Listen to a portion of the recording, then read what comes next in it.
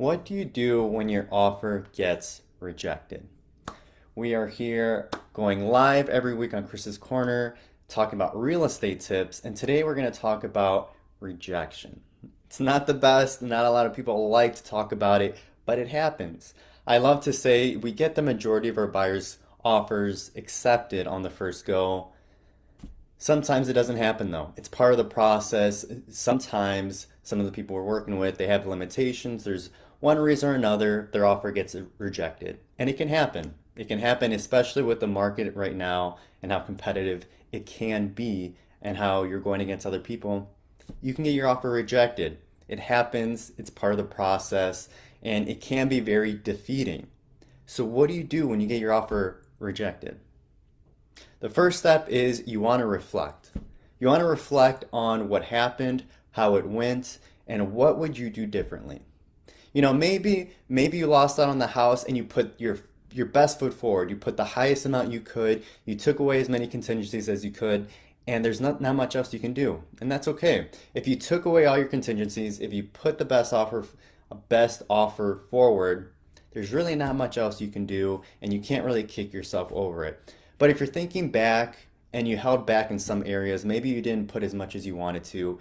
Maybe you were haggling here, haggling on there because you wanted to get a deal and you ended up losing on the offer. At this point, now that it's rejected, you want to look back and say, what can I do next time to make sure that I aggressively start and that I get the place I wanted to lock down? So the first step is to reflect. Reflect on what you did, reflect on what you want to do going forward.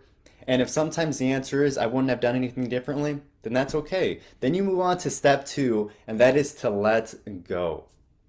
There are times where this is an emotional process. People get so emotionally attached to some properties that they are just in love with. It is perfect for them and they fall head over heels. It's like love at first sight, right? They're dating, they find a house that they just want to engage and marry right away, and they end up getting rejected. And it tears them down. It really makes it hard for them.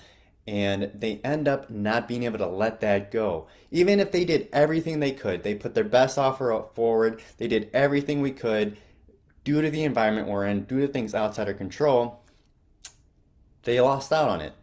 It happens. It's easier said than done. It's easier to say to move on and to let go than it is to do it. And it's hard to say that, but it's true. So what happens at that point?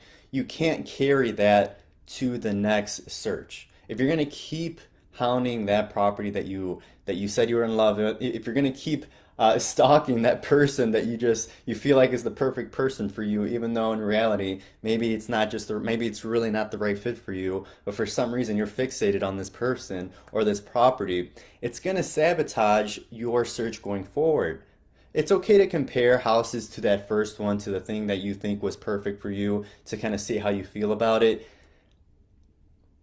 I would recommend not to hang on to that property though, because anytime you look at another property, just like anytime you talk or think or talk or interact with another person, you're going to be self-sabotaging yourself, saying, "Hey, this doesn't have what that house has. This person doesn't say the things this other person says." Every property is different. Every situation is different. So you need to learn to let go of that original, that that past person, the past property that you were really head over heels for, because you're going to prevent yourself from finding something better.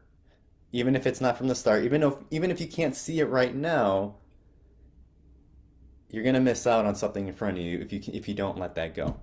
So, what do you do when your offer gets rejected? You reflect, you see what you did wrong, not what you did wrong, you see what you could have done differently, and you see what you're going to do differently next time. And two, you got to let go. It's hard to do it. It's easy to say it, but believe me, when you let go, it makes the process a lot more easier and more straightforward going forward, so that you can actually find the property that was meant for you at the right time.